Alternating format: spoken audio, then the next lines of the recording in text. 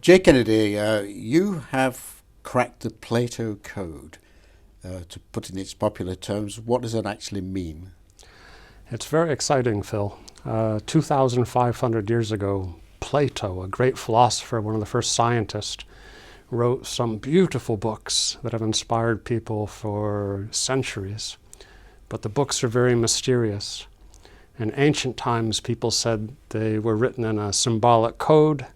You had to read beneath the story to find Plato's true philosophy. Modern scholars all deny this. They don't see a code. But I happen to be an expert in ancient music and ancient mathematics. And indeed, I found out there is a code. If you know Greek music, you can see the patterns there, and they lead you down to Plato's philosophy. When did you actually discover this inroad into the mysteries of Plato? It came partly by accident. I was teaching one course on Plato's philosophy, and then in the History of Science department, I was teaching another course on ancient music theory and ancient mathematics. And I recognized, really surely by accident, that the ancient music gave me the key to the code. And then there were some very exciting times. One thing came after another, and I realized I discovered a whole layer underneath Plato's writings. We have about 2,000 pages, and now we know that all those 2,000 pages contain a second layer of meanings. One of my friends said it's like discovering new gospels written by Jesus Christ. Why would he write like that? What would be the point? Well, there's a great debate about it. The short of it is that there was religious persecution. The pioneers of the new science, the pioneers of the new philosophy, were seen as a threat to traditional religion. We know that Plato's own teacher was executed for teaching philosophy.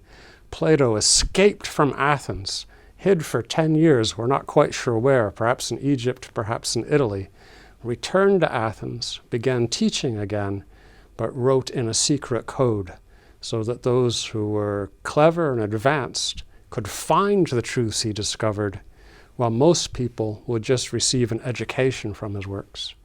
What sort of things are being revealed by now understanding the underlying book? Well, I've written a whole book about this. The first thing to say is we now know that Plato was a member of a secret cult. 100 years before Plato, Pythagoras, the mathematician, had founded a secret cult with a whole lore, secret symbols. We don't know very much about it. None of their writings have survived. But when we crack the code in Plato's works, we discover indeed, just as his students said, that he was a member of the secret cult of Pythagoras. That's important for two reasons. First is Pythagoras and his cult invented our science. So one of the messages we find in Plato's works is he said that it wasn't Zeus up in the clouds, it wasn't the ancient Greek gods who controlled nature and determined our fate. It was mathematical laws that made the planets whirl around the sun. And this was a very dangerous idea, that the world is governed by science, by mathematics, and not the gods. So the first thing he wanted to communicate was our science. 2,000 years before the scientific revolution, he had the kernel of that idea. More surprisingly, perhaps, he wanted to convey that there was a way to combine his new science with traditional religion. And so part of the message in the works is a new way to combine science and religion. It might be useful for us today where science and religion are often at war with each other. So was he really covering up being, the fact that he was a heretic? Yes, he was a heretic.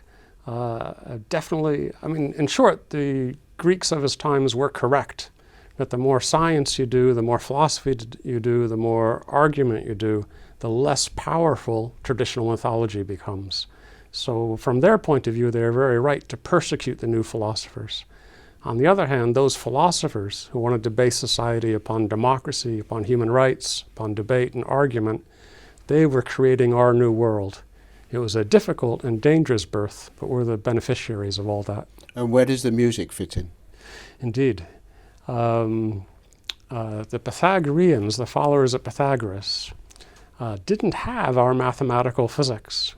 The only example they had of a science controlled by mathematics, the only physics they had was music. They knew that the harmonies that make music sound good were in fact the result of very simple mathematics. Two notes sound good, for example, when their frequencies have a 1-to-2 ratio. Plato used this simple knowledge of mathematics, these simple ratios, to build a code into his works. So, for example, his musical scale had 12 regular notes. And the first thing you notice in his books is that if you go to 1/12, 2/12, 3/12, you find a regular pattern of symbols. You only find those symbols if you know the musical scale. You know what you're looking for, and that shows you the pattern. But once you have that, you understand how he's using symbols, what they're aiming at, what sort of patterns they're building in, and that leads you to the labyrinth underneath his work. Well, congratulations. How much a reward is this for how many years' work? The particular insights came more than 5 years ago, but I've been in love with Plato for my whole adult life, I guess. He's a beautiful writer. J. Kelly, thank you very much indeed.